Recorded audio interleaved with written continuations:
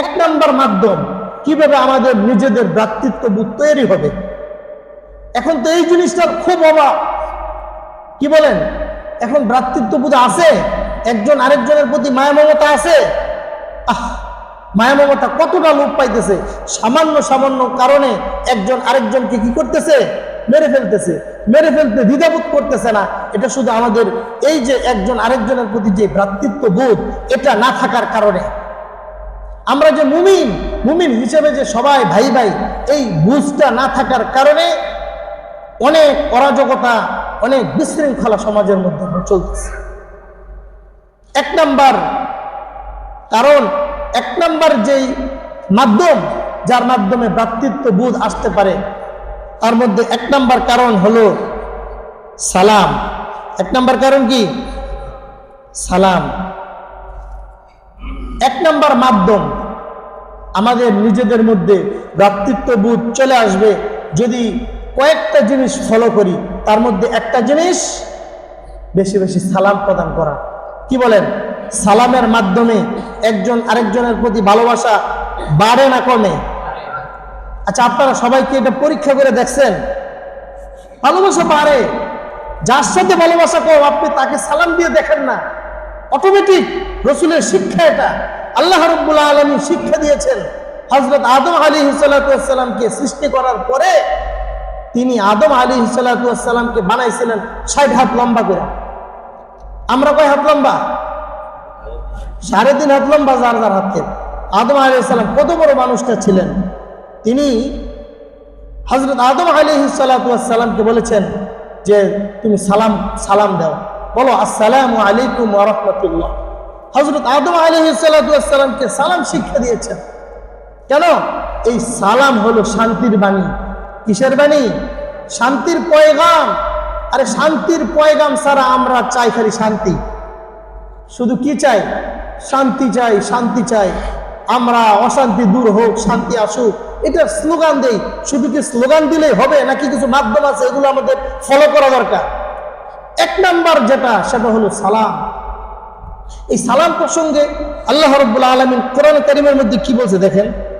ফাইদা দাখালতুম বুয়ুতান ফাসাল্লিমু আলা আনফুসিকুম তাহিয়াতাম মিন ইনদিল্লাহ।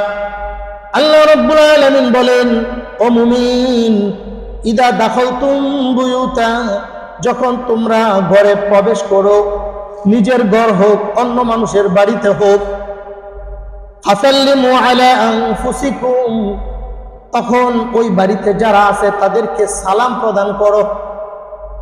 আল্লাহ রাব্বুল আলামিন কত সুন্দরভাবে শিষ্টাচারিতা শিক্ষা দিচ্ছেন। ফাসাল্লিমু আলা আনফুসিকুম, তোমার নিজের ঘর হোক বা অন্য কোনো বাড়ি হোক, ফাসাল্লিমু আলা আনফুসিকুম, অন্য কোনো অফিস হোক, যেখানে হোক, যখন তুমি প্রবেশ করো, তাহিয়াতাম মিন ইনদিল্লাহ, এটা আল্লাহ রাব্বুল আলামিনের পক্ষ থেকে তোমাদের সম্ভাষণ।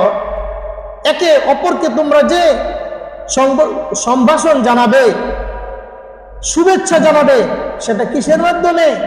সালামের মাধ্যমে। তাহিয়াতাম মিন ইনদিল্লাহ মুবারাকাতান তাইয়্যিবা। আল্লাহ রাব্বুল আলামিন বলেন এটা হলো বরকতময়। এটা কি? মুবারাকা তাইয়্যিবা, এটা শান্তির বাণী।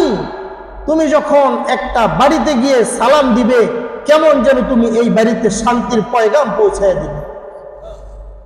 কাযালিকা ইউবাইয়িনুল্লাহু লাকুমুল আয়াতি লাআল্লাকুম তা'কিলুন। এখানে আল্লাহ রাব্বুল আলামিন বলতেছেন সালাম কি? শান্তির বাণী। আমরা আমাদের ঘরের মধ্যে শান্তি চাই কিনা বলেন তো? এখানে এমন একজন আছেন যে আমার বাড়িতে শান্তি আসুক, এটা চাই না? সবাই চান না? সবাই চাই যে ঘরের মধ্যে শান্তি আসুক, পরিবারের মধ্যে শান্তি আসুক, প্রত্যেকটা সেক্টরে শান্তি চলে আসুক। কিন্তু শান্তির বাণী তো আমরা প্রচার করি না।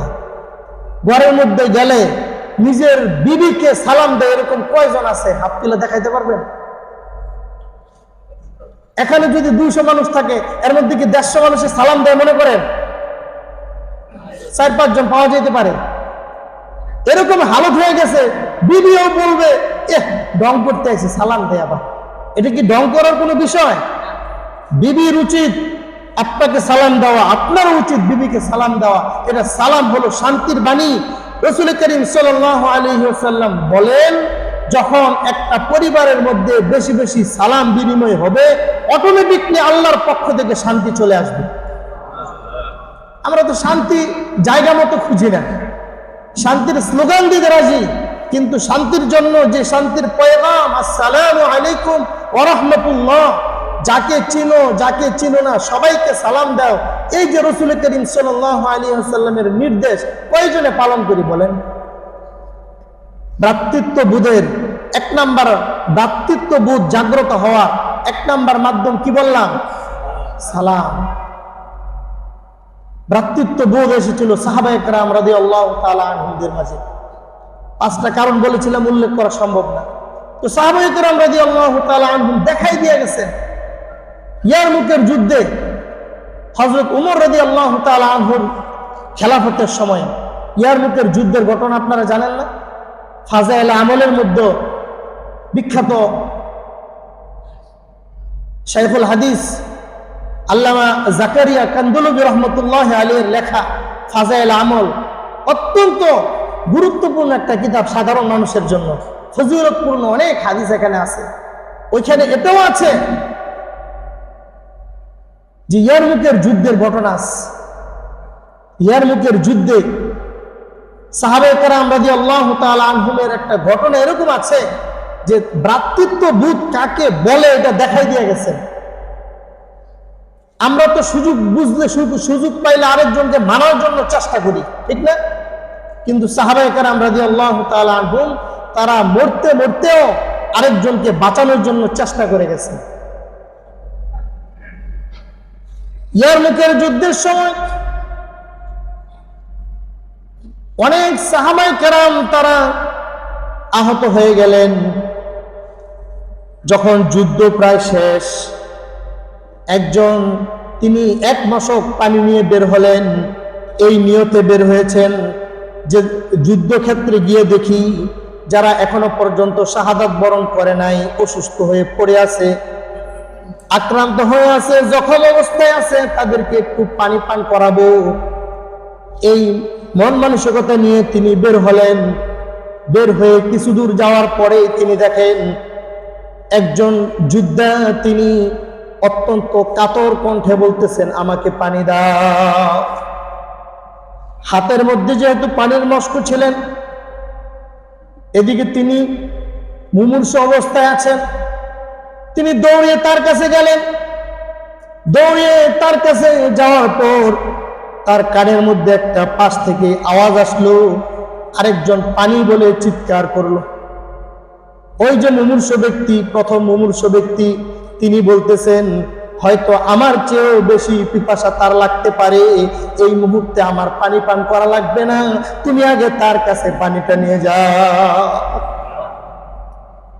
আল উখওয়াতুদ দ্বীন কিরকম ছিল দেখেন।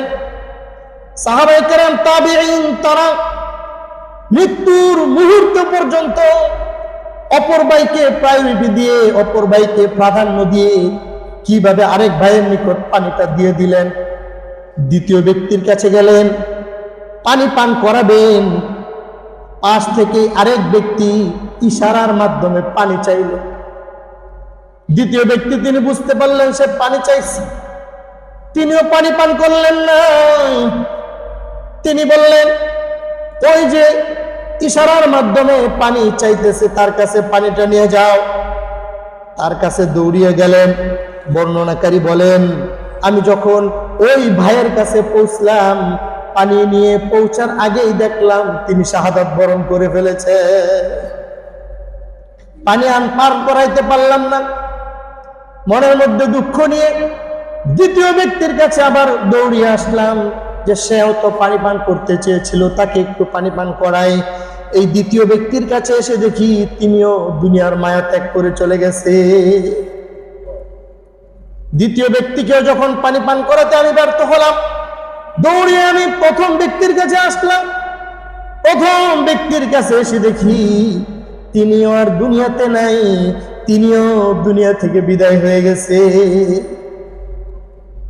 সাহাবায়ে কেরাম রাদিয়াল্লাহু তাআলা আনহুম তাবেঈন, তাবেঈন কিভাবে অপর ভাইকে প্রাধান্য দিয়ে নিজের জীবন বিসর্জন দিয়ে নিজের জীবন চলে যাচ্ছে, জীবন সায়ান্নেও অপর ভাইয়ের কতটা চিন্তা করেছিলেন, যার কারণেই ইসলামটা এত সুন্দর, ইসলামটা আমাদের পর্যন্ত পৌঁছেছে। তাদের অবদান যদি না থাকতো, ইসলাম ওই মক্কা মদিনায় শেষ হয়ে যেত। তাদের ঘটনাগুলো আমাদের কাছে রেখে গেছেন, তারা কিভাবে নিজের জীবন দিয়ে মানবতাকে জিন্দা করে গেছে। আল উখওয়াতুদ দ্বীনিয়া কতটা মজবুত হওয়া উচিত এটা তিনি দেখিয়ে গেছেন। ঠিক তদ্রুপভাবে বদরের যুদ্ধের মধ্যে একই অবস্থা।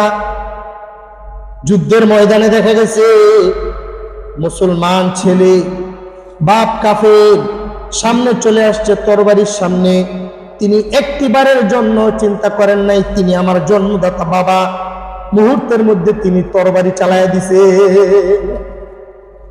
কারণ আল উখওয়াতুদ দ্বীন আসবাতু মিন উখওয়াতিন নাসাব, বংশীয় যে ভ্রাতৃত্ববোধ এর চেয়ে আরো বেশি মজবুত হলো দিনের দৃষ্টিতে, দিনের নিসবতে যে ভ্রাতৃত্ববোধ তৈরি হয়।